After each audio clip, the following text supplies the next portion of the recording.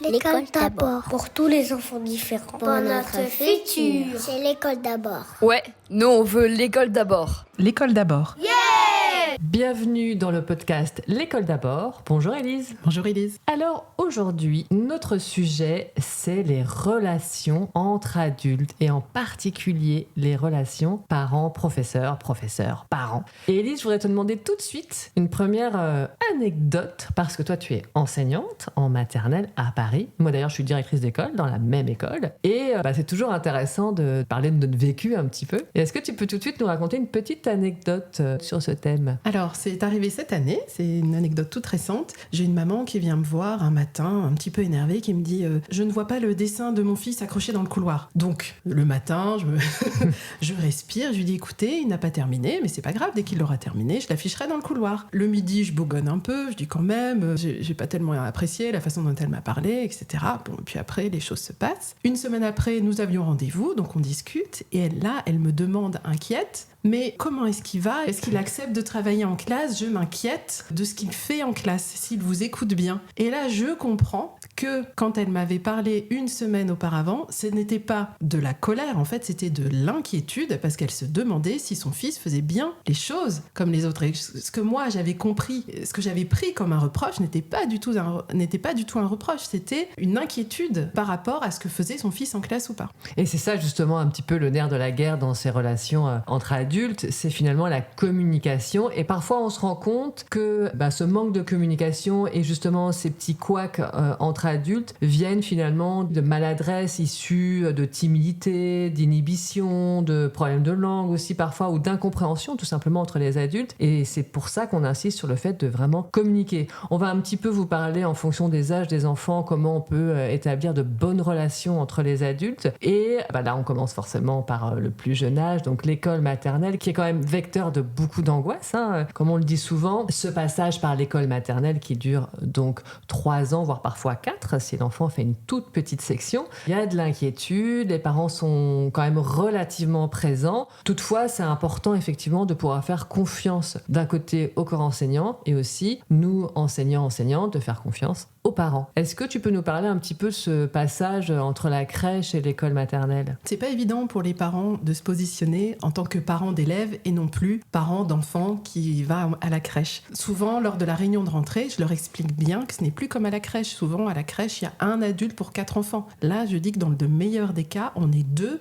pour 24. Donc je ne vais pas pouvoir faire autant qu'à la crèche, je ne vais pas pouvoir parler autant à la crèche avec leur enfant, et puis surtout, je ne vais pas leur faire des comptes rendus. C'est ça souvent que les parents attendent, des comptes rendus circonstanciés tous les soirs. À la crèche, vous avez été habitué à il a mangé telle chose ce midi, il est allé à la selle à telle heure, la selle était de telle couleur. Non mais c'est vrai. Et là, mais moi souvent, les premiers jours, les parents de petite section, et je le comprends, ils ont toujours été habitués à ça, me disent bon alors est-ce qu'il est allé aux toilettes, qu'est-ce qu'il a mangé ce midi, est-ce qu'il a bien dormi, combien de temps il a dormi. Je leur rappelle que déjà je ne suis pas là tous les temps. Alors moi je suis là le matin et l'après-midi, et encore l'après-midi les enfants font la sieste avec d'autres, soit les ASEM, soit les animateurs ou animatrices, qu'il y a beaucoup de personnes différentes qui s'occupent de leur enfant dans la journée, et donc c'est une adaptation pour l'enfant, une adaptation aussi pour le parent. Ça me fait penser moi à une anecdote qui m'arrive assez souvent, des parents effectivement en début d'année, souvent de petites sections, qui viennent me voir, donc moi je suis la directrice de l'école, et qui me disent écoutez, on n'est pas très content parce que en gros il y a des traces dans les slips de nos enfants le soir, et ça veut dire que personne n'a essuyé notre enfant. Et je leur explique mais non, à l'école maternelle les enfants s'essuient tout seuls. Alors on va les accompagner aux toilettes, évidemment il va y avoir des passages, mais il y a quand même la notion d'intimité dès la rentrée en maternelle, et effectivement il va pas y avoir un adulte qui essuie les fesses de vos enfants. Et souvent ça les choque quand même, c'est-à-dire que je suis quand même obligée de leur dire il va falloir lui apprendre. Si votre enfant ne s'essuie pas encore les fesses toute seule, et bien à la maison ça va être votre travail en fait, lui montrer comment faire. Parfois les parents insistent en me disant si nous on veut vraiment que vous le fassiez, et je leur dis non, on ne le fera pas en fait. Mais ce que je peux comprendre, parce que moi en tant que maman, quand j'ai débuté en école maternelle, je me suis dit dis donc c'est un peu rude de demander à un enfant de 3 ans de s'essuyer tout seul. Et c'est aussi la raison aussi pour laquelle, avant même l'entrée en petite section, lorsqu'on fait visiter l'école aux parents, donc au mois de juin, mai-juin, on fait visiter l'école aux parents et à l'enfant. On précise bien ce genre de petites choses. On leur dit pour qu'ils ne soient pas Bien sûr. étonnés. Oui, mais bon, il n'empêche que chaque année, et puis on a aussi effectivement ces enfants qui arrivent avec une couche aussi parfois en début d'année, à qui on va expliquer que ce n'est plus obligatoire d'être propre pour rentrer à l'école maternelle, mais que par ailleurs on n'accepte pas les couches à l'école, sauf parfois pour des temps de sieste, voilà, on peut adapter, mais qu'effectivement il faut apprendre la propreté aux enfants, et que le fait de savoir qu'on va aller aux toilettes régulièrement accompagné. Alors nos toilettes, et ça c'est important aussi d'en parler parce qu'on a beaucoup lutté pour ça, il y a des petites cloisonnettes maintenant sur les WC des enfants, ce qui n'était pas le cas avant, et j'espère que ça se répand de plus en plus parce qu'effectivement les enfants ont besoin d'intimité. Mais donc bref, tout ça pour dire que les enfants vont tout simplement apprendre la propreté si ce n'est pas déjà fait en septembre, et une fois de plus il ne faut pas que ce soit une source d'inquiétude des parents, mais par contre les parents peuvent tout à fait communiquer sur ce sujet avec l'enseignante, l'enseignant, avec les ATSEM, avec le directeur, la directrice d'école, etc. s'il y a une inquiétude à ce sujet. Et pour revenir sur la communication en début de maternelle, j'ai une petite anecdote. Dernièrement, je suis allée à l'hôpital, j'ai vu une anesthésiste pour une future opération, et l'anesthésiste m'explique tout le déroulé. Et moi, la seule question que j'avais en tête à lui poser, c'était « Mais alors, est-ce que je vais avoir une chambre? Où est-ce que je vais poser mes affaires ?» Vraiment des choses très, très pratiques, parce que de toute façon, moi, en tant qu'instit, c'est pas moi qui vais lui expliquer son métier, c'est pas moi qui vais lui dire « Alors, pour l'anesthésie, je préfère tel produit ou tel produit. » Ce n'est pas mon job. Et donc, là-dessus, je lui faisais totalement confiance. Et ça m'a fait rire en moi-même pendant que l'anesthésiste m'expliquait tout ça, parce que je me suis dit, c'est exactement la même chose qui doit se produire pour certains parents quand je suis en réunion de rentrée, que je leur explique les programmes. Alors, en mathématiques, ça va être ça, en français, ça va être ça. Et que eux, leur seule inquiétude pour leur enfant de 3 ans, c'est est-ce qu'il va bien dormir? Est-ce qu'il va bien manger? Est-ce qu'il pourra aller aux toilettes autant de fois qu'il le désire? Il ou elle le désire? Parce que, finalement, sur le côté enseignement, ils nous font, pour la plupart, totalement confiance. Et c'est pas de l'indifférence, c'est de la confiance et c'est de l'humilité en disant chacun son job. Et oui, chacun son job, mais nous, ce qu'on essaye de prôner, c'est quand même la coéducation. Et que même si nous sommes enseignants, vous êtes parents, on peut quand même travailler ensemble pour justement faire grandir l'enfant et pour éviter, alors ça c'est vraiment quand ça se passe mal, mais le conflit de loyauté, si tu veux en parler, Élise. Le conflit de loyauté, ça va être effectivement quand l'enfant ne va pas vouloir faire finalement de peine à son parent et donc de respecter certaines choses. Et donc moi j'ai un exemple précis par rapport à ça, c'est par exemple un parent qui parle une langue étrangère et qui va avoir donc du mal à accéder à la langue française parce que il va avoir un conflit de loyauté vis-à-vis de son parent et se dire que si lui parle une autre langue, apprend une autre langue que son parent, eh bien il va moins quelque part appartenir à son cercle familial et donc s'en éloigner. Et c'est pour ça souvent qu'on essaie d'accompagner les familles allophones, donc qui ne parlent pas la langue du pays, vers justement des cours, en l'occurrence de français, et c'est pas du tout pour qu'ils se détachent de leur langue maternelle. Au contraire, on insiste bien sur l'importance de continuer à parler la langue maternelle à la maison, au foyer, pour que l'enfant l'apprenne, s'en imprègne, garde toute cette richesse culturelle, langagière, etc. Mais qu'à l'inverse, en dehors de la maison, on parle la langue qui est parlée dans le pays, le nôtre en l'occurrence, qui est donc le français. Pour revenir sur les parents allophones, la communication avec eux et avec elles peut se révéler un peu difficile, parce qu'on ne se comprend pas quand les parents ne parlent pas du tout français. Donc vous pouvez utiliser Google Trad. Je sais que Canva fait aussi des traduits, les comptes rendus écrits dans une autre langue. Donc c'est des petites choses comme ça que vous pouvez utiliser. Vous pouvez aussi, mais alors ça c'est plus délicat selon les situations, si le problème est personnel, c'est faire appel à d'autres parents ou qui peuvent traduire pour vous. Alors quand c'est vraiment l'histoire d'un pique-nique ou l'histoire d'une réunion, donc ils peuvent traduire. Quand il s'agit de l'enfant, c'est un peu plus difficile, ou alors il faut demander aux parents s'ils connaissent quelqu'un de confiance et qui accepterait de traduire tout pendant la réunion. Vous pouvez aussi faire appel à l'assistante sociale qui a un budget normalement, alors plus en début d'année, moins à la fin de l'année. Parfois la collectivité aussi, la mairie peut parfois débloquer des fonds. On peut demander. Pour avoir un interprète. Privilégier les interprètes, notamment pour les équipes éducatives, par exemple, où ça va être des réunions très formelles, où on a vraiment besoin que les parents comprennent ce qui est en jeu. Et pour justement favoriser la coéducation, parce que là, quand il s'agit d'une équipe éducative, donc c'est une réunion où on va parler en fait de problèmes scolaires, de problèmes de comportement, de choses comme ça, mais le but de ce type de réunion, réunion, c'est vraiment de favoriser la coéducation et de trouver des solutions et non pas de blâmer les parents ou les enseignants, les enseignantes d'ailleurs, mais vraiment trouver des solutions ensemble. Et effectivement, la compréhension de ce qui est dit est primordiale. Si la famille ne comprend pas ou mal ce qui est dit lors de cette réunion, il pourrait d'ailleurs mal interpréter, mal le prendre. Et c'est pour ça que c'est hyper important de préparer ce type de réunion en amont et d'être bien sûr, effectivement. Et ça me fait penser à autre chose, Élise. Parfois, on a aussi des familles, des parents qui ne lisent pas. Oui, et qui ne vont pas vous le dire, parce que c'est quelque chose de honteux. Souvent, c'est un rapport avec leur parcours scolaire. Ils n'osent pas dire qu'ils ne savent pas lire, ils ne savent pas écrire. Alors, certains et certaines arrivent à se débrouiller. Des stratégies. Oui, et là, elles élaborent des stratégies. Donc, elles peuvent traduire de façon vocale sur leur téléphone les mails écrits. Et donc, ça vocalise le mail. Donc, elles arrivent quand même à se débrouiller. Mais faites attention à ça. Privilégiez l'oral quand vous savez que certaines familles ne savent pas lire et écrire. Il faut vraiment être vigilant par rapport à ça. Je pense qu'on peut aussi, en toute délicatesse, dire qu'on a remarqué que ça avait l'air compliqué et d'aider effectivement le parent autrement et justement aussi d'accompagner peut-être vers des cours de français ou des choses comme ça, vraiment en accompagnant les familles. Et puis ces familles-là, pour elles, c'est extrêmement aussi difficile. Moi, je l'ai remarqué, tout ce qui va être inscription à la cantine, etc., au centre de loisirs, il faut vraiment accompagner, proposer son aide sans dire je sais bien que vous savez pas lire ou pas écrire, non, pas du tout, mais juste vous voulez que je vous aide?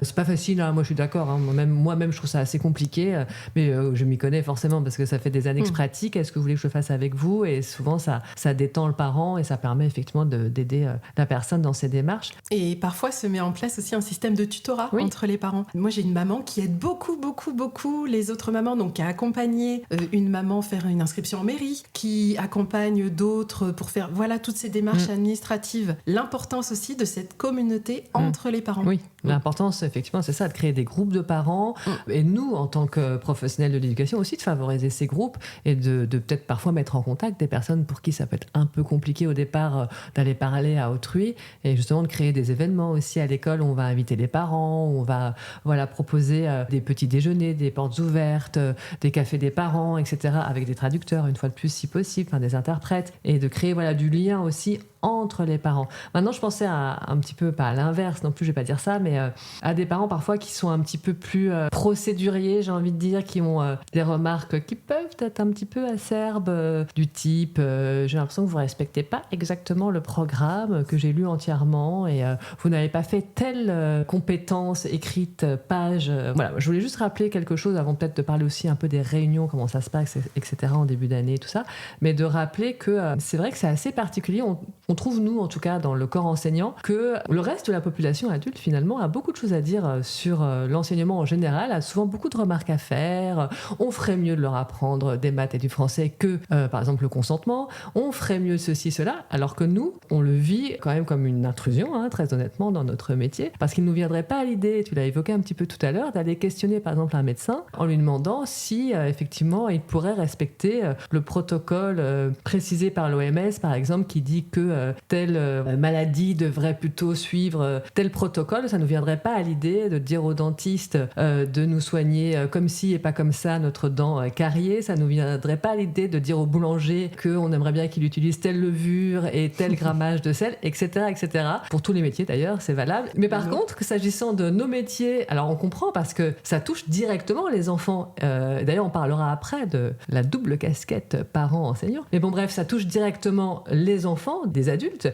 et donc on comprend que ça les touche, et c'est tout à fait légitime. Par contre, c'est vrai que parfois, ça peut être assez mal vécu, ce regard un peu intrusif, on peut le dire comme ça, même si, bien sûr, il faut de la communication, on peut poser des questions, mais il faut quand même essayer de comprendre que les spécialistes, c'est nous, et on a fait des études pour ça d'ailleurs. D'ailleurs, ces questionnements de parents peuvent créer du stress, notamment lors des réunions de rentrée. Donc, sachez qu'à tous les niveaux, il y a des réunions dans les 15 premiers jours ou dans le premier mois de l'année, au mois de septembre, donc en maternelle, en élémentaire. Au collège, lycée, c'est un peu plus tard, ce sont les réunions parents-profs que vous avez en milieu d'année. Mais imaginez-vous un adulte face à, dans le meilleur des cas, 40 autres adultes qui viennent vous poser des questions sur votre façon d'enseigner. C'est ce que tu disais tout à l'heure, Élise, c'est légitime. Et malgré tout ce stress, un peu content et contente quand on voit que les parents viennent aux réunions, parce que ça veut dire qu'ils s'intéressent à l'éducation de leur enfant. Et en même temps, c'est un peu source de stress en début d'année, en se disant, bon, j'ai ma réunion de rentrée dans 15 jours, il faut que ça se soit prêt, il faut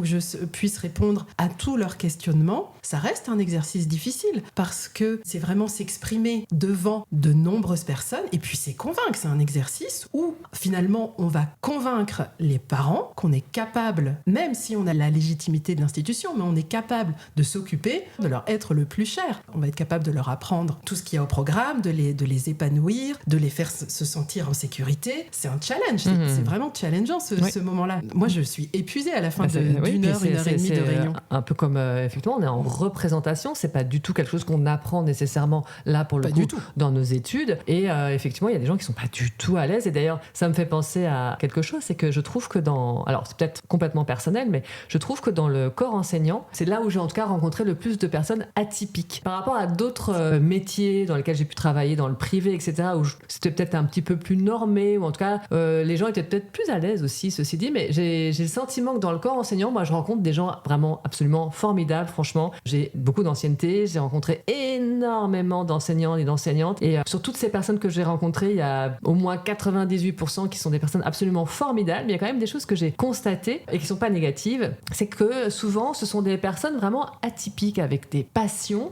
mais avec aussi parfois des profils du type un peu, j'ai envie de dire Asperger, mais ça veut pas dire grand chose, mais en tout cas avec parfois peut-être un peu des angoisses, des anxiétés sociales, avec effectivement des personnalités qui ont besoin finalement d'être maîtres à bord, et c'est vraiment le cas d'un enseignant, d'une enseignante, il y a quand même une vraie liberté pédagogique, on est quand même aussi parfois assez seul, même si on travaille en équipe, et en tout cas on est chef quelque part quand même de sa classe, et on mène sa classe durant toute une année, durant plusieurs années, vraiment de façon autonome, et ce sont, je trouve, ces personnalités-là qu'on retrouve dans nos écoles et qui justement ont besoin de cette autonomie, qui ont besoin de fonctionner comme ça, parce que justement ils sont tellement passionnés aussi par ce qu'ils font, ils veulent transmettre, bref, ce sont des personnes effectivement qui vont vraiment être capables de transmettre, de pouvoir s'adresser à une classe entière sans aucune inhibition, en transmettant vraiment leur passion. Mais par contre, quand ils se retrouvent face, effectivement, comme tu disais Élise, à 40 adultes, là, moi j'ai des enseignants, parfois des enseignantes qui sont en stress total avant cette réunion. Donc c'est pour ça qu'on vous dit, si des parents nous écoutent là, faites attention quand même à ce moment qui parfois peut vous sembler peut-être pas aussi riche finalement que ce que vous allez découvrir toute l'année dans la classe, parce que tout simplement cette personne, cette enseignante, cet enseignant, au moment de la réunion, va pas pouvoir vous dire tout ce qu'il a à vous dire, tout simplement du fait de son mal-être devant autant d'adultes. C'est un exercice vraiment, moi je sais que les premières fois où j'ai fait des réunions de parents, et pourtant j'ai fait du théâtre, bon ça va, ça s'est très bien passé, mais oui, j'avais un sacré trac. Donc ça, il faut pas l'oublier, et se dire donc de venir peut-être, c'est peut-être pas le moment de venir pointer du doigt certaines choses qui peuvent être un peu négatives. Ce qui me fait dire que la réunion de rentrée ne doit pas être le seul moment où vous rencontrez le professeur de votre enfant. N'hésitez pas, moi je le dis toujours, à la moindre incompréhension, à la moindre petite inquiétude, le matin, vous me faites un petit signe. Alors ça, je leur précise toujours, le matin, je n'ai pas forcément le temps de parler avec eux parce que ma priorité reste les enfants, mais vous me faites un petit signe, on prend un rendez-vous, ou alors on s'écrit par mail, on s'appelle entre midi et 2 et on discute. Il faut pas se voir uniquement une fois dans l'année, c'est pas suffisant. Il faut vraiment prendre le temps juste d'appeler ou de se voir de façon informelle 5 minutes à 4h30, ou bien qu'on nous aussi on ait une vie et qu'on n'est pas 24 heures sur 24 à l'école, mais vraiment n'hésitez pas en tant que parent à nous dire, écoutez, là je suis un petit peu inquiète parce que mon enfant m'a parlé de ce qui s'est passé hier. Et bien hop, j'appelle, je dis écoutez, je suis désolée, je ne l'avais pas vu, parce qu'il faut aussi l'admettre, je vais être plus attentive à ce qui s'est passé, je vais être plus attentive, je vais essayer de discuter avec lui, et on règle le problème en 2 jours, alors que parfois si on attend, ça monte, et c'est là qu'on a des vrais problèmes, des vraies difficultés. Complètement. Et c'est vrai que moi aussi en tant que directrice, je disais exactement la même chose aux parents qui parfois s'inquiètent de oui, mais on a peur qu'ensuite notre enfant soit stigmatisé si on vient se plaindre, etc. Et je leur dis non, c'est exactement le contraire, et d'ailleurs c'est ce qu'on apprend aussi aux enfants. Fini le temps de voilà, justement il faut être discret, c'est pas beau de rapporter tout ça, c'est l'inverse, c'est vraiment non, au contraire, plus vite en effet, comme tu le disais, le problème sera exposé, on pourra le résoudre, on pourra dialoguer et on trouvera des solutions ensemble une fois de plus. Ça nous amuse pas, c'est sûr, quand on a des parents qui nous contactent, mais jamais, en tout cas moi en tant que directrice, je me dis oh là là, en gros il me gonfle, non, je me dis ah mince, en fait ça m'inquiète quoi, je me dis ah mince, il y a un problème, il s'est passé ça, il faut que je trouve la solution, il faut que je puisse parler aux autres enfants, parfois aux enseignants, enseignantes, aux enseignants, aux parents, aux autres parents. Il faut trouver des solutions, aux animateurs, animatrices, etc. Il faut trouver des solutions. Il y a quelque chose qui ne va pas. Je ne prends jamais ça à la légère et je me dis jamais, à aucun moment, l'enfant va être stigmatisé. Alors, ce qu'il faut savoir, parce qu'on parlait des réunions, effectivement, en fonction des âges, c'est vrai qu'après, à partir du collège, en fait, là, vous n'aurez plus un seul interlocuteur parce que jusque-là, vous aurez un ou deux, parfois, enseignants, enseignantes pour l'année de votre enfant, mais à partir du collège, c'est une multitude d'enseignants. Donc là, c'est plus compliqué. C'est sûr, vous ne pouvez pas venir le matin au collège pour aller parler aux profs. Par contre, n'oubliez pas que vous avez Pronote, École Directe, etc. Normalement, vous avez accès à tous les mails de tous les professeurs et il ne faut pas hésiter. Pareil, s'il y a un souci, vous écrivez professeur principal en premier lieu. Ça peut être CPE, ça peut être principal du collège, ça peut être les autres professeurs. S'il y a un souci, de la même façon, il faut communiquer.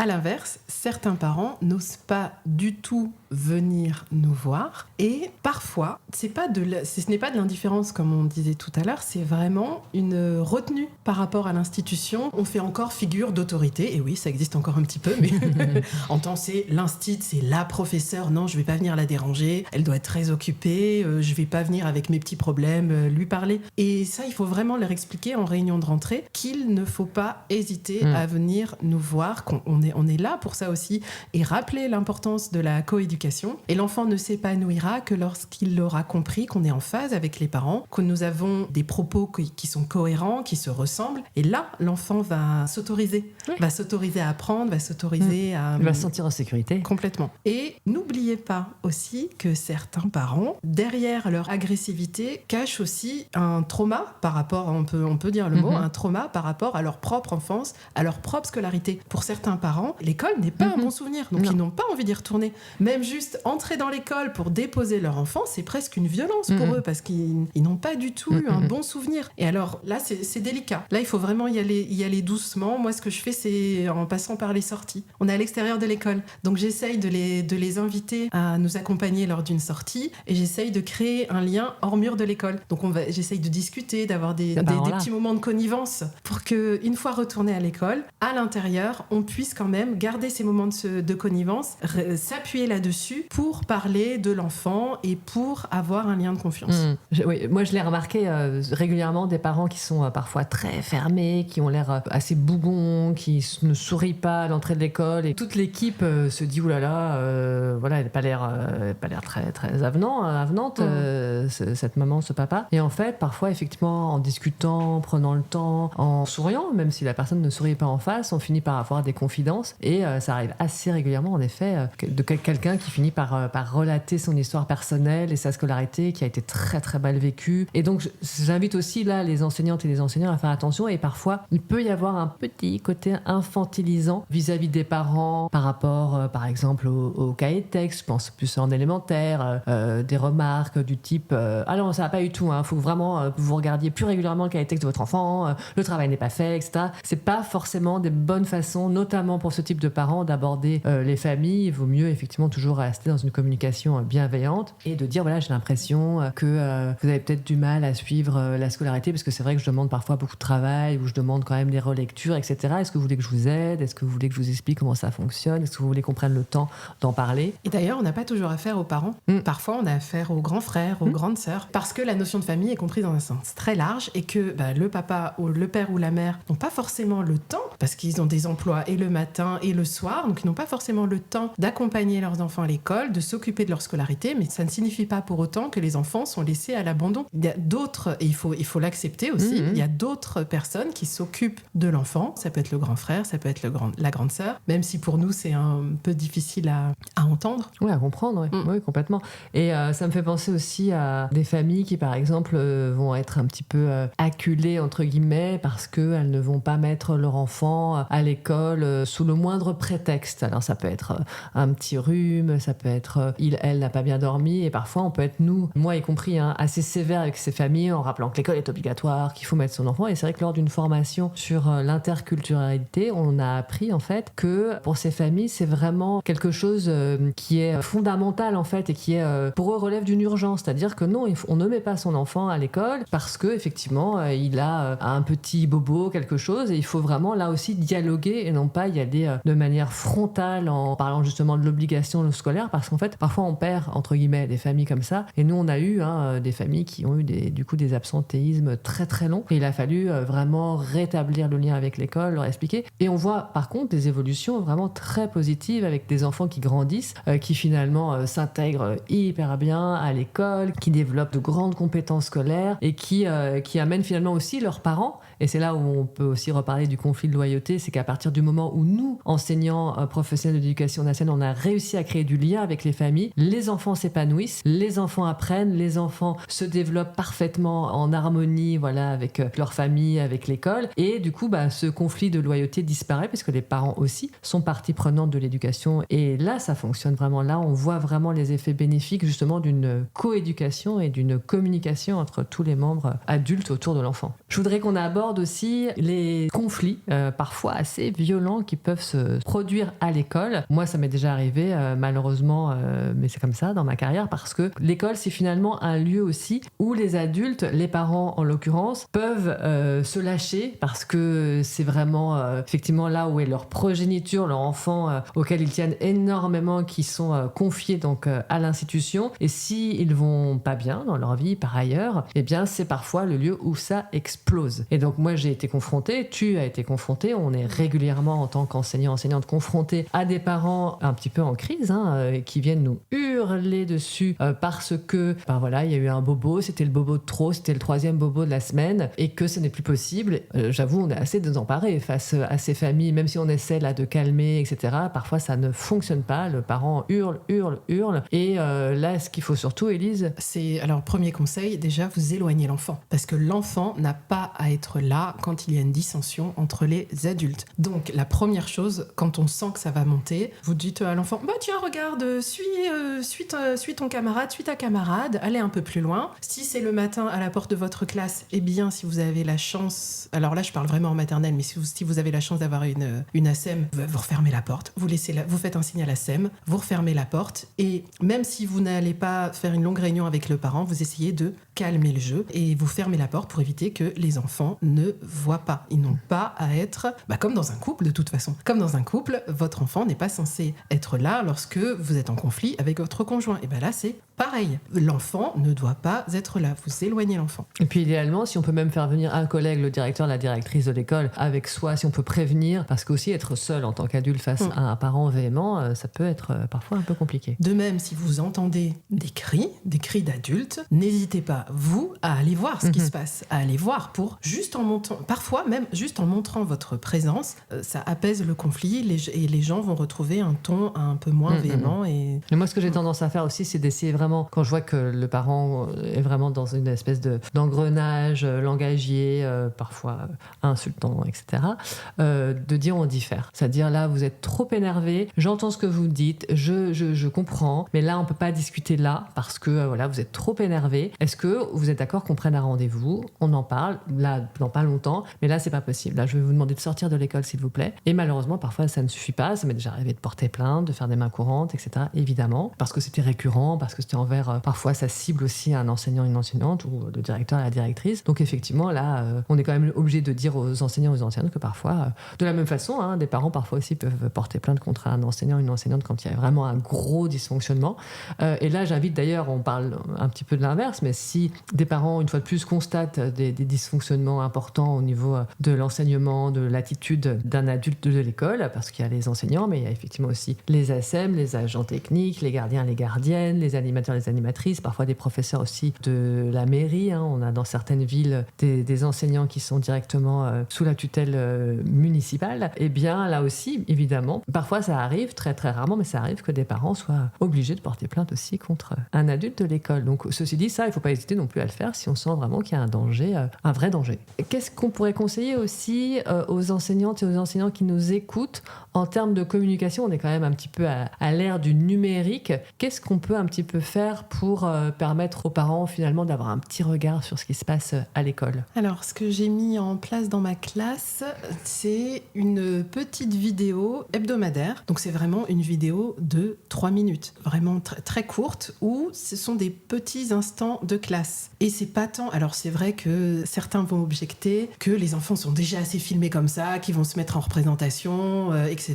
etc. Alors j'explique bien aux enfants que je filme, et vraiment je filme des extraits de de 20 secondes pour expliquer l'activité du jour. J'explique aux enfants qu'ils et elles font comme d'habitude, qu'ils et elles continuent leur travail, et que moi je filme juste un petit moment pour expliquer aux parents. Et donc les enfants ne regardent finalement même pas la caméra, continuent leur activité. Je précise également aux parents qu'ils ne vont pas forcément voir leur enfant sur la vidéo, que ce n'est pas pour voir leur enfant, c'est vraiment pour comprendre ce que l'on fait en classe. Et moi, ça me permet ensuite, donc je mets bout à bout les petits bouts de film, ça me prend une demi-heure en fin de semaine, et moi, ça me permet pendant les rendez-vous avec les parents d'élèves de prendre appui sur ces vidéos hebdomadaires pour qu'ils comprennent ce que l'on fait en classe. Et les parents, je vois dans leur regard qu'ils comprennent exactement de quoi je parle. Quand je parle de telle compétence, ils y font eux-mêmes référence. Ils me disent « Ah oui, c'est ce que l'on a vu dans telle vidéo, c'est pour travailler telle compétence. » Je dis « Oui, c'est exactement ça. » Alors, vous n'êtes pas obligé de faire une vidéo de 3 minutes par semaine. Mes collègues mettent des photos sur le blog de l'école et c'est très bien aussi. Ça permet vraiment d'expliquer aux parents ce que l'on fait à l'école à un âge, alors à l'école maternelle, à un âge où les enfants ne racontent pas tellement leur journée. Et c'est bien normal. En élémentaire, vous pouvez poursuivre un blog, sachant que dans certaines écoles maternelles et élémentaires, on met en place également des journées portes ouvertes. Et au collège, au lycée, souvent, enfin pas toujours, mais j'ai régulièrement vu des journaux créés par les élèves, et donc des petits journaux qui sont distribués, effectivement, où il y a un peu la gazette du collège ou du lycée, et on y lit aussi des informations. On reçoit aussi des espèces de newsletters. Moi, là, en l'occurrence, pour mon fils qui est au collège, j'ai une espèce de newsletter chaque semaine, quand même, qui redonne les dates importantes, les événements qui se sont produits au collège, voilà, des petites infos. Voilà, j'imagine que chaque collège, chaque lycée a son fonctionnement, mais c'est vrai qu'une fois de plus, on revient au principal, c'est quand même important de communiquer. C'est vrai que les parents, c'est légitime d'avoir des questionnements, de vouloir savoir un petit peu ce qui se passe. Donc ça reste quand même quelque chose qu'il ne faut pas oublier, qu'il ne faut pas négliger et se dire « Oh, c'est bon ». Non, il faut, ça c'est vraiment un travail, je trouve, qui est nécessaire, qui effectivement prend du temps de la part des professionnels de l'éducation, mais pour moi qui reste indispensable. Et la déconnexion numérique, on en parle. Oui, là. Alors c'est vrai qu'il y a l'histoire de la déconnexion numérique. C'est vrai que parfois, moi, en tant que directrice, je reçois parfois des mails très tardifs. Alors c'est vrai que je ne pourrais ne pas les lire, mais comme je suis quand même consciencieuse, on va dire, même si je devrais me déconnecter, bon, je regarde quand même parfois aussi le matin très très tôt, parce que je me lève très tôt, je regarde les mails, je vois des choses urgentes, et c'est vrai qu'on pourrait se dire que les parents pourraient peut-être éviter parfois d'envoyer des mails. Bon, j'imagine qu'ils se disent qu'on les lira quand on les lira. Ça m'arrive aussi parfois durant les congés d'été, c'est-à-dire que évidemment on travaille, ça aussi c'est un sujet qui peut nous toucher, nous les enseignantes et les enseignants, c'est que on a parfois ce retour de on a trop de vacances, c'est trop long par rapport au reste de la population. Sachez que pendant les vacances scolaires, nous travaillons, nous préparons. Moi, en tant que directrice, j'ai du travail pendant les vacances, notamment sur la boîte mail de l'école, sur les inscriptions, etc. Et par exemple, pendant les congés d'été, ça m'arrive parfois de m'échapper dès les premiers jours des congés parce que j'ai vraiment, vraiment besoin de souffler, mais je reviens et en général, sur les 3 semaines ou 4 semaines où je suis à nouveau sur mon lieu de travail durant les congés, je finis mes inscriptions, je finalise des emplois du temps, je répartis encore des élèves, etc. Et je vois des familles qui m'écrivent. Alors c'est pas du tout un souci, évidemment, je vais répondre, je vais établir un certificat de scolarité si nécessaire, mais ce qui est toujours un peu particulier, c'est de recevoir un peu des mails injonctifs avec une attente d'une réponse immédiate, alors qu'effectivement, même si, comme je vous le disais, on travaille durant nos congés, on le fait quand même là pour une fois, un peu quand on le veut, pas avec nos horaires imposés, parce que ça aussi les parents l'oublient. Il y a quand même peu de gens, il y a plusieurs métiers, mais quand même beaucoup de gens qui n'ont pas cette conscience du fait que nos horaires sont imposés et qu'on ne peut pas y déroger. Et je vous rappelle aussi qu'en tant qu'enseignante dans une classe, d'aller par exemple aux toilettes, d'aller boire un café, ce n'est pas quand on veut. On ne décide pas d'une pause clope ou d'une pause café. Ce n'est pas possible. Et c'est quand même quelque chose qui est extrêmement compliqué à vivre. C'est très, très, très compliqué contraignant. Donc ces temps où on n'a pas d'élèves, donc qui ne veulent pas dire où on ne travaille pas, mais il faut comprendre que c'est aussi des moments où les enseignants vont se ressourcer. Et pour vous, par exemple, dans le privé, pour certains parents qui vont travailler sur leur ordinateur, et c'est pas du tout quelque chose qu'on critique ou quoi que ce soit, mais pour les enseignantes et les enseignants, d'un coup, d'avoir du temps, tout simplement, pour effectivement ouvrir son ordinateur, pour préparer sa classe, etc., ben, c'est un temps qui est extrêmement apprécié. Et donc, ce temps est pris. C'est-à-dire est pris quand? Sur les vacances, sur les week-ends, sur les soirées, sur les matinées, très très tôt, avant 7h du matin. Moi, toutes mes enseignantes qui travaillent dans mon école, je les vois travailler énormément en dehors du temps scolaire. Donc ça, ce n'est pas à oublier. Je pense que là, on n'est pas du tout sur un volume horaire que les personnes extérieures à l'école imaginent. Je pense qu'on est sur des 50, 60 heures faciles par semaine. Donc ça aussi, il faut que les parents en aient conscience. Tiens, d'ailleurs, je viens de télécharger une petite application qui m'a été conseillée sur Insta qui s'appelle Mes heures, pour comptabiliser ses heures. Parce que c'est vrai qu'en parlant entre collègues, on se rend compte qu'on en fait quand même beaucoup. Et pour revenir sur la déconnexion numérique, alors ce que je fais, c'est que même moi, si je lis les messages très tard et j'y réponds très tard, je les programme maintenant. D'accord. Et même pour les parents, je les programme à 8 heures. Ça, c'est un bon conseil à donner, quoi. C'est-à-dire programmer vos mails. Pour que, effectivement, c'est sûr que par exemple, moi, en tant que directrice, quand je reçois un mail tard le soir parce que par hasard, je consulte ma boîte mail ou lequel est restée ouverte, parfois sur mon ordi, ou voilà, et que je vois, parce que pour une raison X ou Y, je vois un mail, et notamment avec justement ce dont on parlait aussi dans ce podcast, une urgence, hein, ceci dit, voilà, un enfant qui a subi ceci, une blessure, etc. Donc moi, ça m'affecte énormément. Je veux dire, ça me touche en tant que directrice, mais par rapport à mon métier, je me dis, oulala, mince, il va falloir que je gère ça. Vous vous doutez que si je lis ça à 23h, bon, ma nuit va être un peu plus compliquée. Donc c'est vrai que de programmer son mail, que je reçoive ce mail par exemple à 7h30 du matin, c'est sûr, c'est pas pareil que de le recevoir tard le soir. Et c'est valable aussi pour nous. C'est-à-dire que nous aussi, écrire aux parents, c'est bien de programmer nos mails comme tu le fais, et effectivement de ne pas écrire à des heures trop tardives. Et c'est valable aussi entre collègues et entre directrices, par exemple, vis-à-vis de ces enseignants, ces enseignantes, de ne pas envoyer des mails, par exemple, la nuit. Des choses comme ça, parce que ça peut aussi stresser les collègues qui travaillent avec nous. Bon, alors pour conclure, on va rappeler l'importance de la communication, de la bienveillance entre adultes. Une fois de plus, c'est notre rôle modélisant, c'est-à-dire que si nous, en tant qu'adultes, donc enseignants, parents, les personnels qui travaillent dans les écoles, si on s'entend bien, si on communique bien, ça va montrer aux enfants le modèle à suivre, et ça va peut-être les inciter à eux aussi fonctionner comme ça entre pairs. C'est ça aussi qu'il faut retenir dans l'importance de créer des liens forts et constructifs, et en cas de souci, d'essayer vraiment d'apaiser les choses et de régler ensemble, en co-éduquant, les problèmes qui peuvent survenir. Nous arrivons au terme de cet épisode. Vous pouvez également nous retrouver sur nos réseaux sociaux, @lesélises avec un Z, et aussi à travers nos 3 ouvrages pédagogiques aux éditions Nathan. Le premier s'appelle Gérer les petites et grosses crises au quotidien, et les 2 autres, plus à destination des enseignants, pour une école de l'empathie, prévenir le harcèlement, gérer les conflits, ajuster sa posture. Vous avez compris que la posture, c'est vraiment important pour nous. Il y a un ouvrage pour la maternelle et un autre pour l'élémentaire. Nous vous disons à très bientôt. À très bientôt.